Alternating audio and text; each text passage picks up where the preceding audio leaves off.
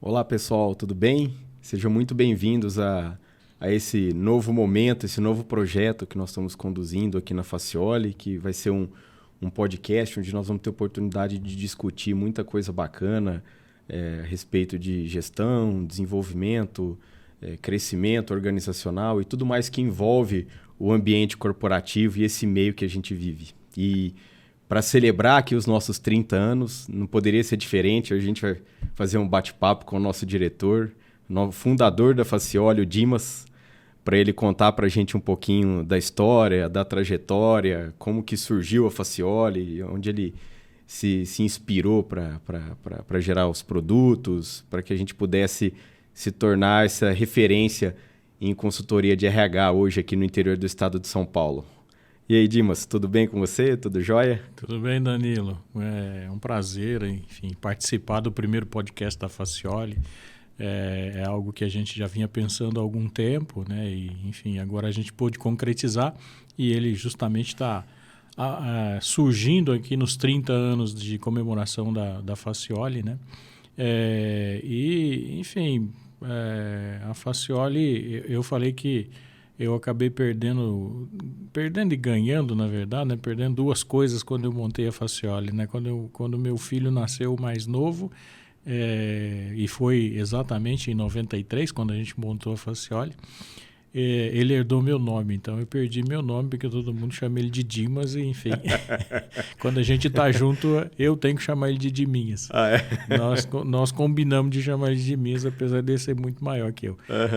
E também a Facioli, quando, enfim, a gente estruturou a empresa, um amigo da área de marketing falou, não, vamos botar o seu nome é um nome que vai dar certo. E acho que deu certo, né? Então, meu sobrenome virou o nome da Facioli, mas eu fico muito orgulhoso das duas coisas, tanto do Diminhas quanto do nome da Facioli. E ela surgiu em função de uma visão de uma oportunidade de trabalhar num negócio que era algo que eu queria construir, que fosse diferente das empresas que eu tivesse trabalhado. Eu não trabalhei em nenhuma empresa muito opressora, mas as empresas tinham muitas regras, né? Regra de entrada, regra de saída, coisas que eu não entendia por que a gente tinha que entrar tão cedo no trabalho, por exemplo. Não que eu não entre hoje, né? Hoje eu faço isso também, mas enfim. E algumas outras regras do processo como um todo, organizacional, né? Que eu falava, eu queria um negócio mais tranquilo. E aí eu falei, vou montar a Facioli. Obviamente que a Facioli foi uma empresa muito tempo de uma pessoa só eu que trabalhei nela, né? Depois veio a Neiva, minha esposa, que enfim veio trabalhar com a questão de eventos, e ela nasceu para trabalhar na área de remuneração, que era a minha especialidade. Eu tinha me especializado na área de cargos, salários, enfim, montagem de tabela, estruturação de carreiras, né? E eu era muito novo, tinha 27 anos só, mas era assim como é hoje, né? Eram profissionais raros que trabalhavam nessa área, é uma área que não forma muita gente, que também tem poucas oportunidades nas organizações. Então eu falei, vou começar a trabalhar com remuneração. E aconteceram os primeiros projetos que foram vendidos, eram exclusivamente de remuneração, e depois naturalmente as outras atividades vieram juntos, né? O hunting, por exemplo, foi uma atividade que veio logo depois.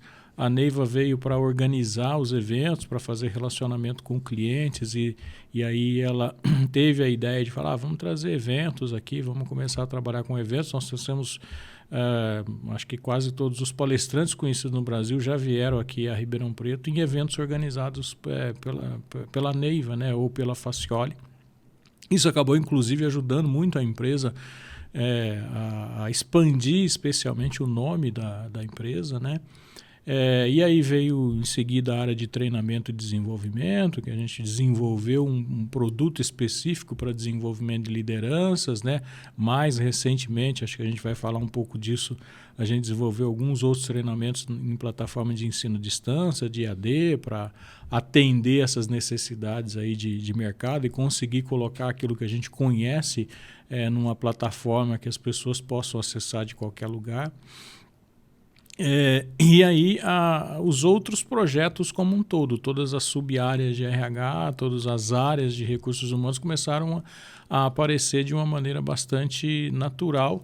E assim, a linha mestra da Facioli, que é trabalhar a questão da remuneração, sempre esteve presente, ela ainda é muito nosso carro-chefe, né, de projetos, né? Obviamente que a gente alinha muito essa questão da remuneração a uma questão que a gente depois foi trazendo para as empresas, que é olhar para a questão de produtividade. Então, a gente acredita que pessoas mais bem remuneradas, obviamente dentro das possibilidades das organizações, dentro do budget das organizações, são pessoas mais produtivas, e eu também abro a possibilidade de trazer profissionais mais capacitados para dentro da minha organização quando eu sou atrativo olhando para o pacote de remuneração. Não é bom confundir remuneração só com salário. Remuneração é muito mais amplo do que salário. Nós estamos falando de salário, nós estamos falando de todo um pacote de benefícios, Sim. que hoje se trabalha muito a questão de flexibilidade Sim. em benefícios, a questão da remuneração variável, a questão de bônus, de participação nos resultados, os incentivos de curto prazo, os incentivos de longo prazo, né, os ILPs. Né? Uhum. Então, todo esse arcabouço de ações, mais a questão de todo o funcionamento da organização torna ela mais atrativa para as pessoas. Então, a gente olha a remuneração, mas num pacote muito mais amplo, né? Em soluções muito mais amplas, que são soluções focadas principalmente na questão do desenvolvimento de competências para a empresa ser mais produtiva, para as pessoas serem mais produtivas, porque a gente sabe que o custo de mão de obra também é um custo bastante elevado para as empresas, e isso precisa ser muito bem equilibrado. Né? Sim. E, Dimas, durante esse período, eu fico imaginando 30 anos atrás, quanta coisa mudou, né? Acesso à tecnologia, se a gente for pensar 30 anos atrás, as consultas que nós fazíamos eram muito mais limitadas, o acesso à informação. Como que você, durante todo esse período, trabalhou o desenvolvimento dos produtos da Facioli, dos serviços que a Facioli presta, para atender as demandas do público, né? Não só da alta gestão, que eu imagino que tem anseios por informação que foram mudando com o passar do tempo, mas também do público interno da empresa. Como que vocês trabalharam isso? De fato, 30 anos, muita coisa mudou, mas muita coisa mudou radicalmente. Por exemplo, para a gente implantar um plano de carreira numa empresa, se demorava quase 8 meses para se fazer isso. Né? Uma pesquisa de remuneração demorava 4 meses, porque você tinha que coletar todos os dados, depois fazer um processo de tabulação um a um, gerar, depois todos os cadernos de análise, né? Tudo isso digitado. Né? Uhum. Há 30 anos atrás, a gente começou a olhar para computador, né? A gente tinha telona verde ainda, então era algo... A gente tinha o Lotus 1, 2, 3, depois veio o Excel, né? Uhum. Eu lembro que eu fui ajudar, inclusive, um amigo que foi meu ex-chefe, e falou, Dimas, me explica como é que funciona esse negócio. Deu um livro de Lotus 1, 2, 3 para ele, ele me devolveu, já está lá na nossa biblioteca, mas não tem... não se usa mais esse negócio, né? Não sei para que está lá, mas está lá como lembrança, como recordação, só para dizer, para ver o quanto a gente sofreu. Mas a gente sempre, eu diria que um direcionamento da Facioli, o olho da Facioli sempre esteve nessa área tecnológica. Né? A gente sempre foi tentando ser mais produtivo e, obviamente, aproveitando aquilo que dava para automatizar num processo desse. Então, hoje a gente tem uma plataforma que faz um plano de cargos e salários em 24 horas. Se você quiser, ela está lá disponível para você criar o seu plano em 24 horas. É possível você fazer isso, Sim. por exemplo, porque a gente tem uma base de dados gigantesca de empresas, 850 empresas estão na nossa base, a gente tem mais de 400, 500, eu nem sei o número, mas o número, eu não estou errando muito não, é nessa linha aí de planos já desenvolvidos durante esses 30 anos. Então tem inúmeros exemplos e você pode montar uma tabela salarial em 4 cliques, por exemplo, dentro dessa plataforma, tanto que isso evoluiu, acho que nós vamos falar disso em outro momento. Sim. Mas o nosso olho sempre esteve nessa questão de mirar a tecnologia para a gente ganhar produtividade. De uma maneira geral, a gente vem trabalhando nisso. A própria Facioli é um exemplo disso. Eu tenho muito menos gente hoje que eu tinha no passado, com muito mais qualificação. E é uma empresa que, enfim, fatura muito mais do que faturava, por exemplo, há 15 anos atrás, há 10 anos atrás. E nós não estamos falando só de evolução da questão de preços, né? Porque a gente teve... mas a gente fatura, por exemplo, hoje muito mais por consultor do que a gente faturava no passado, justamente olhando essa questão de tecnologia, de avanço da tecnologia, né? E isso a gente trouxe para as organizações também. Nós temos diversos exemplos de empresas que adotaram a tecnologia como modelo. Você mesmo conhece algumas que a gente trabalha. Sim. E empresas que evoluíram radicalmente em pouquíssimo tempo adotando a questão tecnológica. E eu, sempre que nós temos oportunidade, né, de visitar um cliente, assim, uma coisa que eu observo bastante é que eu imagino que você acompanhou o desenvolvimento de muitas empresas que eventualmente eu, trabalhando da Facioli, vou visitar junto com você hoje. Eu visito uma outra empresa em relação ao que você ia visitar no passado, né? O que você observa em relação aos CEOs, por exemplo, a alta gestão, ou mesmo os gerentes, que nós temos contato muito regular com eles? O que eles demandam mais de informação? O que você observa que mudou em relação àquele gestor lá quando o Dimas começou sozinho, atendendo as empresas? O que você enxerga hoje desse gestor? O que você enxerga de mudança quando ele vai te fazer uma pergunta? Que tipo de resposta ele quer? Que tipo de anseio ele tem em relação ao negócio? Assim, de maneira geral, ele ficou muito mais analítico, né? O gestor hoje ele consegue olhar a empresa de uma maneira muito mais holística, né? Então, ele sabe das inter-relações, das interfaces que tem entre as áreas, a gerência que ele tem, ou a diretoria que ele é responsável com outras diretorias. Então, ele consegue olhar os reflexos de uma decisão tomada, por exemplo. Então, ele consegue analisar isso. Então, as grandes dúvidas ou as grandes requisições são requisições para resolver questões relacionadas a gente. De maneira geral, o pessoal de gestão tem certa dificuldade em fazer gestão de pessoas, né? Então, e nós somos especialistas em gestão de pessoas. Então, às vezes coisas que são muito simples para a gente, né, são muito complexas para as pessoas. Então, a demanda está em como é que eu faço as pessoas de fato serem mais produtivas, como é que eu faço as pessoas aprenderem, né? Às vezes a empresa evolui tecnologicamente e as pessoas ainda estão num passo atrás, né? Não conseguem utilizar, por exemplo, a tecnologia que está disponível lá. É muito comum um diretor chegar em mim e falar: pô, o pessoal não usa 50% do ERP que eu coloquei aí. E está me dando trabalho em relação a isso também, né?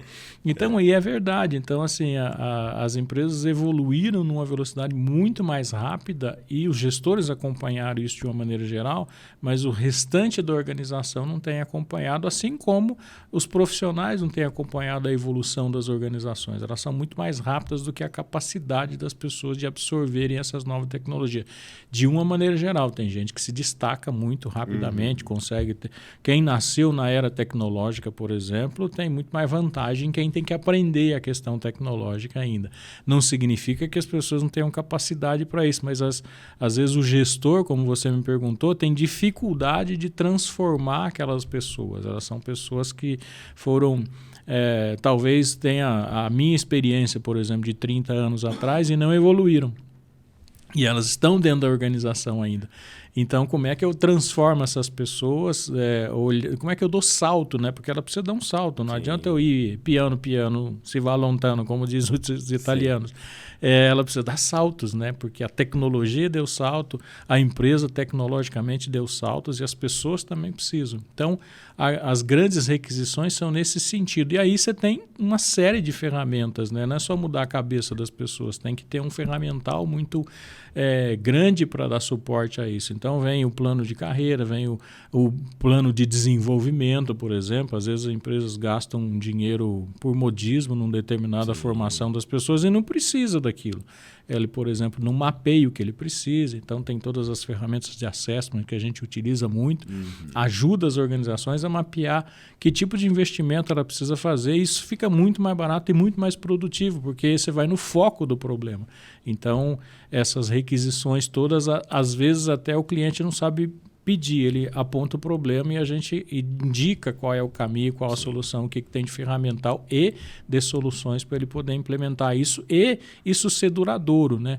Importante que as empresas também implantem projetos especificamente na nossa área que durem, né? Que deem resistência, que durem 30 anos, 20 anos. É óbvio que ele vai precisar passar um pano de vez em quando, dar uma atualizada, mas eles são duradouros, eles são concretos, né, para as organizações. Sim.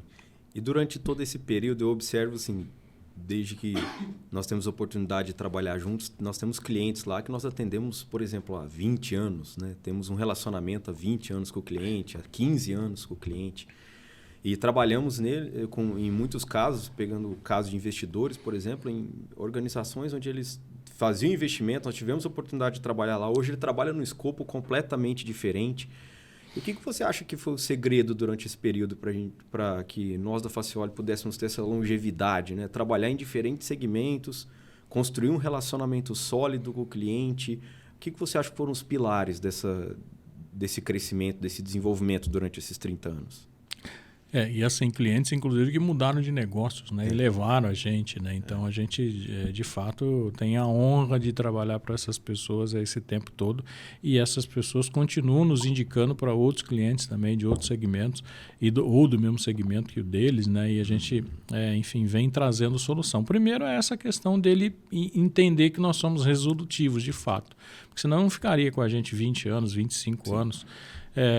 E eu tenho clientes de 30 anos que estão lá e, enfim, não estão todos os anos com a gente, mas de quando em quando ele me chama para ajudar em algum processo. Sim. E a gente evoluiu com as gerações que entraram lá, porque os gerentes que eu comecei a trabalhar, os diretores, sei lá, alguns estão aposentados, ou a grande parte está aposentada, por exemplo, e aí a gente foi evoluindo com as gerações, inclusive dos investidores, né, dos donos dos negócios, né? A gente fala com o herdeiro hoje, por exemplo, né? Então, as gerações também foram nos aceitando, né, como uma empresa que é uma empresa que foi se modernizando também. Então, a gente evoluiu nesse sentido. Então, assim, olhar para essa questão de futuro, né? Então, acho que esse é um dos pilares de sucesso da gente. Quando as empresas vêm falar com a gente, elas sabem que a gente está com aquilo que é de ponta, com aquilo que é atual, né? Eu não fico trazendo soluções que não funcionam mais, né? Então, e são soluções altamente testadas, 30 anos testando, então a gente já viu o que deu certo, o que não deu certo, o que vai dar certo, né? Então, essa questão de olhar para o futuro é um dos pilares que fazem com que as empresas gostem da gente, ou se mantenham fiéis a gente, ou se mantenham nos acessando para a gente prestar serviços, né? O outro, apesar de ser extremamente a nossa obrigação, né? Essa questão de a gente ser honesto com o cliente. Não honesto no sentido da honestidade como palavra, mas é honesto naquilo que a gente entrega. Eu falo, eu vou te entregar isso, eu te entrego exatamente isso. A gente vem consertando muito trabalho feito por,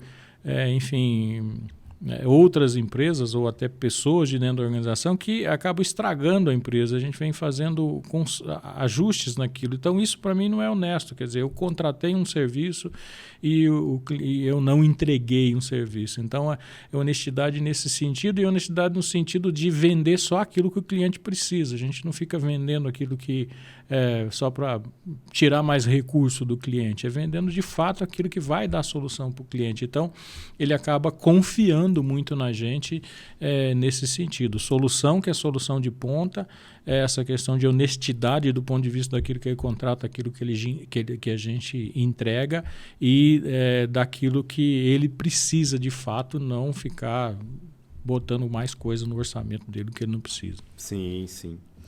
E uma dúvida que eu vejo que é recorrente, né, quando nós estamos tendo a oportunidade de bater um papo com o gestor da área ou mesmo alta gestão, né, de RH, que nós temos contatos com diferentes níveis, o RH sempre fica confuso, né? A gente escuta muito discurso do RH estratégico, né? A gente precisa atuar de uma maneira mais estratégica.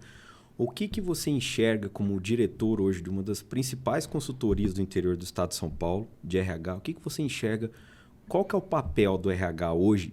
E você passou por diversas fases do RH, você deve ter passado desde a fase que o RH era essencialmente administração de pessoal, cumprimento de obrigação, né? Até hoje, para esse discurso do RH muito mais estratégico, né? Focado no ambiente interno, na análise de dados da organização. O que você enxerga de mudança e como papel fundamental hoje para um gestor de RH que eventualmente está aqui assistindo a gente? O que você considera de importante, que ele não pode deixar de olhar dentro do negócio hoje? Tá. Assim, essa trajetória é engraçada, né? Que hoje eu falei, falo na CBN e aí eu falei sobre essa questão da evolução em 10 anos, que a CBN está completando 10 anos. E aí, as coisas não desaparecem. Então, aquela empresa de 30 anos ou aquele profissional de 30 anos atrás, se ele não evoluir, ele talvez exista ainda, mas ele existe com a gente olhando para o retrovisor para ele, né? Com risco, né? Com risco, exatamente. Então, assim, ele não está ajudando a empresa também não evoluiu. O profissional precisa ter de RH, se ele quiser ser de fato estratégico, ele precisa ter um olho no futuro sempre, né? Ele precisa estar olhando o que é que essa empresa vai precisar daqui a pouco. E daqui a pouco é daqui a 1 ano, daqui a 5 anos, daqui a 10 anos, né? Então, o que é que de fato vai fazer com que essa empresa consiga alcançar os objetivos estratégicos dela no tempo que ela tá precisando. Então, qual é o impacto de uma decisão estratégica ou, por exemplo, de um direcionamento estratégico da organização tem no RH? E às vezes o RH não é chamado para isso, né? E aí ele fica passivo em relação a isso. Ele tem que ir lá e bater na porta e falar, vocês disseram que vão triplicar de tamanho em 4 anos, agora triplicar de tamanho em 4 anos, a gente precisa de mais gente, ou a gente precisa de gente treinada. Vocês falaram que vão entrar nesse segmento de mercado, nós não temos ninguém aqui desse segmento de mercado, então eu preciso agir, né? Vocês vão precisar de gente para trabalhar nisso. Então, é esse olho no futuro que ele precisa ter e enxergar, conseguir analisar todas as decisões estratégicas que são tomadas pela alta gestão, de que impacto vai ter no RH. E ele está pronto para poder fazer isso, porque senão ele só vai reagir. E ele vai reagir tarde, ele não tem uma solução que é uma solução a tempo de que a organização precisa. Sim. E para a gente encerrar nosso bate-papo, Dimas, agora eu vou fazer uma pergunta informal para você. Quero saber, se você pudesse voltar há 30 anos atrás e dar um conselho para o Dimas que estivesse abrindo a Facioli, o que você falaria para ele? Pense 2 vezes. Não, de fato, acho que eu falaria para ele, vai em frente, porque assim, o mercado precisa, né? O mercado necessita de empresas como a nossa para poder ajudar no processo de gestão de pessoas, né? A gente sabe que essa questão de ficar olhando vanguarda o tempo todo, ela é muito complexa, né? Então, às vezes, internamente, a empresa não tem recurso para fazer isso e recorre a gente para esse tipo de ajuda. Sim. Então, acho que o conselho é falar, vai em frente que você vai ter sucesso. Sim, bacana, Dimas. Muito obrigado por esse bate-papo, foi muito produtivo. Fiquei muito contente de conhecer a Facioli mais ainda, por um período que eu não fiz parte, né? Hoje eu peguei uma coisa muito mais construída, muito mais consolidada. E eu quero agradecer você que nos acompanhou durante esse bate-papo produtivo, interessante. Espero que a gente possa se encontrar no próximo momento. Um grande abraço, até breve.